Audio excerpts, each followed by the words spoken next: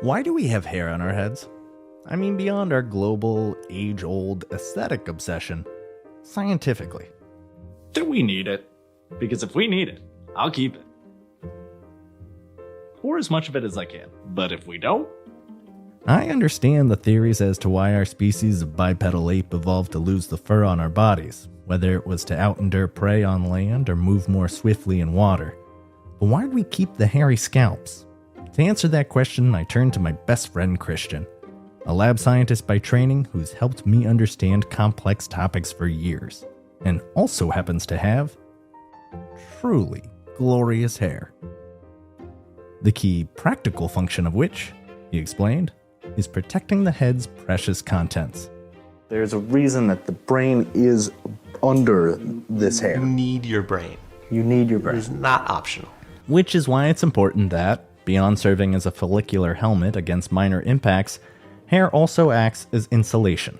In very cold temperatures, we want to maintain the head being warm because the brain is what's going to guide the body back to a warm place. At high temperatures, hair keeps our brain from overheating. Hair has a tremendous amount of surface area. It serves as sort of a sponge for sweat. That facilitates some evaporative cooling. Relatedly, it shields us from ultraviolet rays.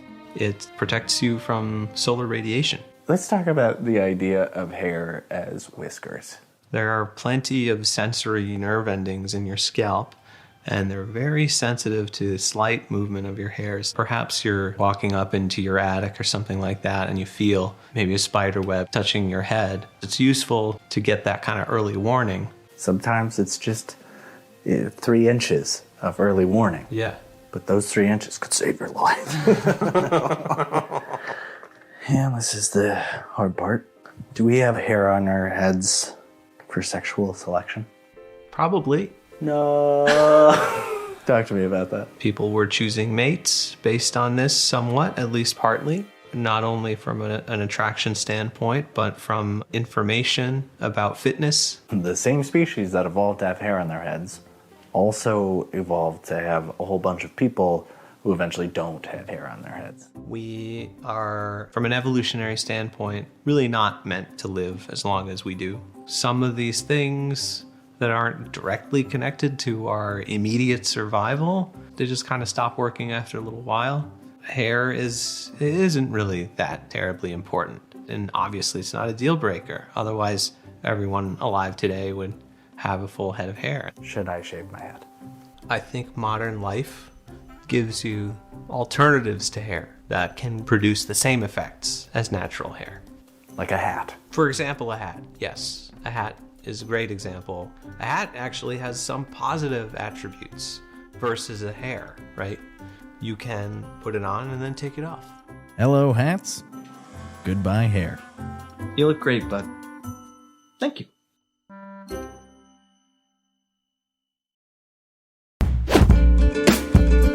Joy Reid smearing millions of people in this country who vote Republican. Republican voters don't vote that way. They don't vote based on economics or based on the benefits they're getting economically from the president. They're increasingly, from the Tea Party on, they're voting on race. They're voting on this idea of an invasion of brown people over the border. The idea that they can't get whatever job they want. A black person got it, therefore drive all the blacks out of the colleges, get rid of DEI. That is what they're voting on. They're just voting specifically on racial animus. Greg at the top. It is strange to see so-called progressive, strong women who've, parade their superiority on the backs of female victims, whether it's crime, immigration, women's sports, gender surgery. They indulge militant activism, and it's more important to appease them than it is to protect actual biological women or just women, average women. The more wrong they are, the more entrenched they become in their... We're following the breaking news out of Haiti, where the U.S. military has deployed additional troops to the embassy as the security situation worsens by the day. It comes amid a surge in violence by gangs calling for the resignation of the country's prime minister. NBC's Marissa Parra is tracking all those developments from Miami for us and joins us right now. So, Marissa, for people who aren't following what's happening in Haiti, can you get us up to speed on what's happened there, say, over this past week? Hey, Alex, a quick summary for you, because this is really years of political violence coming to a boiling point over the last week. It was last Sunday that Haiti was under a state of emergency. This was supposed to be about 72 hours. This has now been extended for a full month until April 3rd. All of this after gangs were attacking the capital. They set free thousands of prisoners who were charged with violent crimes. And so now we have a situation where the UN says 5.5 million people, and that's almost half of the country's population, by the way, are now in need of humanitarian aid. The prime minister has now fled to U.S. soil in Puerto Rico. All of this as people are calling for his resignation. And then what we just saw, this latest reporting here, that the U.S. conducted a military operation to evacuate non-essential military personnel from the American embassy in Haiti, which remains open right now, Alex. Okay, so U.S. officials, they've taken that in response to the violence, and this is pertinent to which officials? Is it all officials? Is it the non-essential there at the embassy? A lot of questions. All we know is it's non-essential personnel. And in terms of, the U.S. and the relations between Haiti, I will say they're walking a very fine line here.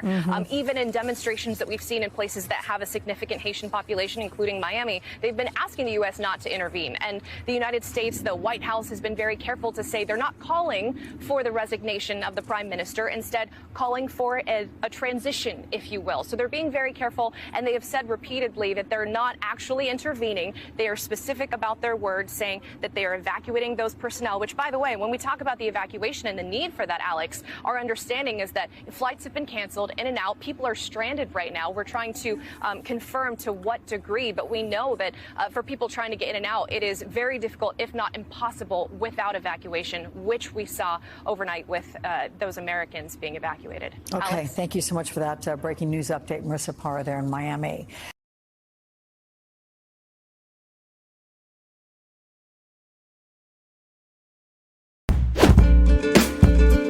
The chair of the Senate Judiciary Committee. So I was struck by your direct comments to the Supreme Court, who are arrayed right there in front of you. Am I right in thinking that you view the Roberts Court as a political body and the conservative majority as politicians instead of jurists? No, look, I think they made a wrong decision. I think they read the Constitution wrongly. I think they made a mistake. And I was being blunt. And a part of it that they said, remember, what they said was, it's up to the states to decide. That's really what was said. It's no longer a constitutionally guaranteed principle. And they used the phrase that women can vote, they can change if they want to. I found that somewhat insulting, the idea that they don't think they can. Women are speaking out. They spoke out in 2022. They spoke out in 2024, 2020. This is what's going to happen. And I was just making it clear. Women speak up. This is going to change. And if you give me a Congress that's Democrat, we're going to change it back to Roe v. Wade. You're having fun on the campaign trail, aren't you? I like campaigning because it's the only time I get out of the cloister of the White House, where I get to look people in the eye, shake their hands, listen to their arguments, listen to the pain, see the pain in their face and what they need to have it relieved. It's all, look, where I come from, it's all about what happens at the kitchen table. They're the things that matter. It matters if you're getting ripped off by a bank at a $35 fee for a late charge when they're only allowed to charge you what it costs them to fix it. So that's why we moved it to $8. It makes a difference. So it's billions of dollars to banks and the major lenders. But guess what? It's $100 or $200 a month or a year for a small family. My dad used to say, it's what you have at the end of the month that gives you a little breathing room. We got to give the American people some breathing room. And there's much more I'm going to do. Mr. President, speaking of the campaign trail, you got to get out to it. So thank you very much for this interview. Well, thank you for having me. I appreciate it.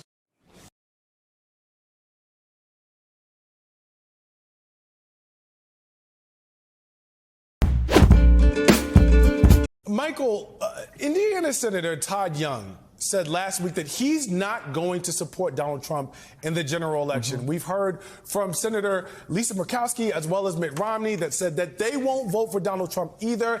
This is very unusual for lawmakers to not vote for the presumptive nominee of their own party. You are the former RNC chair. Put yourself back in the driver's seat. How do you deal with this issue when there is this very public fracture of your party going into an election that you want to win, but you have members of your own party saying, I'm not supporting the nominee? In a normal circumstance, it would be a problem because you would think that that would have a lot of sway and impact on how not just folks within the party sees these events unfolding, but certainly those outside. The problem here, Charles, is that it doesn't really matter. I mean, those three voices are just three voices in what is a wild hurricane of noise by Republicans who are falling all over themselves to endorse and support Trump. So as a party chair, as we just saw with the handover and the capitulation of the RNC completing the takeover by Donald Trump by installing his daughter-in-law to be a co-chair of the RNC, that there is no real concern within those ranks about Lisa Murkowski not voting for Donald Trump or Mitt Romney not voting for Donald Trump. Why do I say that?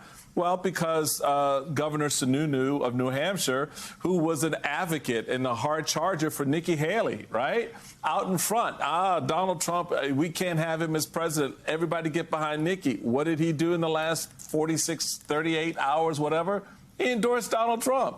So if the party is looking at that and thinking, oh, we've got a fissure problem, we've got a crack in the seams somewhere, they realize they really don't. And to the extent that you have these outlying voices saying something contrary, which I think is appropriate, and I count myself among their voices, Mitt Romney and the like, it doesn't matter because the party writ large is lockstep very much to what Jennifer just said, and there is no moving off of that, whether it's a McConnell or a Sununu or anyone else. And everyone's around town is just kind of waiting for the Nikki Haley shoe to drop.